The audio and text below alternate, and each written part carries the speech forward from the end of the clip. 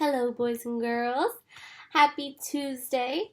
So, we're going to keep reading. We're on page 172. We finished this much of the book, and we only have this much left, so we're doing great. So, helps Pete and Cousin Howie take him to the animal hospital. Did you know there's no ambulance for birds? Wings, Mom said, but how? Dad came into the room and put his arm around Mom. Uncle Feather's going to be all right, he told her. But it's a long story, honey, Fudge said, doing a perfect imitation of Dad. Before Dad had the chance to fill her in on what happened, the doorbell rang. I wonder who that could be, Mom asked. She always says that instead of just opening the door and finding out for herself. While she was wondering, I went to the door, looked through the peephole, and caught a glimpse of Jimmy and his father. Hey, I said, opening the door. This is a surprise. It's supposed to be, Jimmy said. Then he helped Frank Fargo carry in a huge flat package wrapped in brown paper. For you, Mr. Fargo said, presenting it to Mom. For me, Mom asked. Well, actually, for the whole family, Mr. Fargo said. What could it be, Mom asked. See for yourself. Ooh, what do you think he got her? What do you think Mr. Fargo gave Mom? Come on, Mom, I said, helping her tear off the brown wrapping paper. Oh, Frank, Mom got all choked up when she saw what was inside.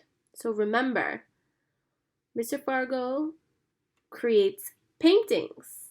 He also had Tootsie help him with the paintings. So, if I was him, I would be very thankful to their family because they let him use Tootsie to help him make these great paintings. So what do you think he would gift them? Well, it was one of the paintings from his show. He gave them Baby Feet Blueberry, the original painting Tootsie walked across. We can't accept such a... Mr. Fargo didn't wait for her to finish. Think of it this way, Anne, he said. Without Tootsie there, wouldn't have been any show. That's just what Dad says, Fudge told Mr. Fargo. Dad turned red and laughed. It's fabulous, Frank, and more than generous. Keep in mind, these paintings that they created are $5,000, sometimes more. So that he's gifting them these paintings for free. Yes, their daughter made it, but he could also sell it and make a lot of money. So he's giving them this gift of these paintings, which is a big honor because they're not cheap. And it shows that he's so thankful for them letting Tootsie be in the show. Because they could have said no, but they said yes because they care about him and everybody's friends. Okay. As I was saying, it would look perfect over our living room sofa, Mom said.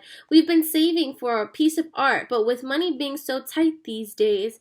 What's tight money, Fudge asked. Never mind, Mom said. Come on, Mom. If it's about money, I have to know. Tight means there's not a lot to spend, Mom explained softly. Or it could mean somebody's really cheap, I told him, like a tight wad. Thank you, Peter, Mom said from her tone. I knew I should have stayed out of this. But we're talking about a money situation here, not how a person feels about spending it. I love it when we talk about money, Fudge said. What's a wad? This is hopeless, Mom said. I can see that, Mr. Fargo answered, so let's skip the chit-chat and hang the painting. Dad helped Mr. Fargo center Baby Feet Blueberry over the sofa while Mom eyed it. A little higher. No, that's too high. About an inch lower. Yes, that's it.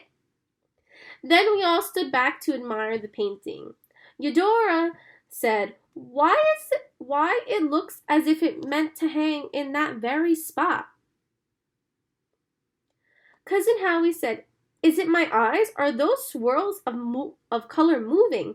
They're supposed to look as if they're moving, Mr. Fargo said. Well, I'll be, Howie said. Then Fudge told Jimmy about Uncle Feather's accident, and the three of us went to Fudge's room to check him out. Minnie was standing on the step stool watching over him. Nice bird, Minnie said. Lucky bird. Nice bird, Uncle Feather repeated. Lucky, lucky. He's talking again? Jimmy asked. Yeah, I said. So you guys are going to read page 175 and 176 by yourself.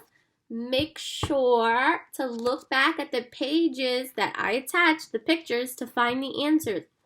All the answers are going to be in here. Now, sometimes we have inference questions where you have to kind of think, oh, what do I think the answer is? But based on the character actions, so for example, when Fudge is throwing things, how do you think he feels? He probably feels mad. The book didn't say, oh, he's mad, but you know it because you read that he was throwing things. So you looked at his action. And that's finding evidence. When you go back and you're looking into the story and like, oh, that gave me the answer. That's your evidence. So whatever gives you the answer, you have to copy it or you use that to figure out which one it goes with for the multiple choice. So best of luck. Love you all dearly. Miss you. See you tomorrow on live.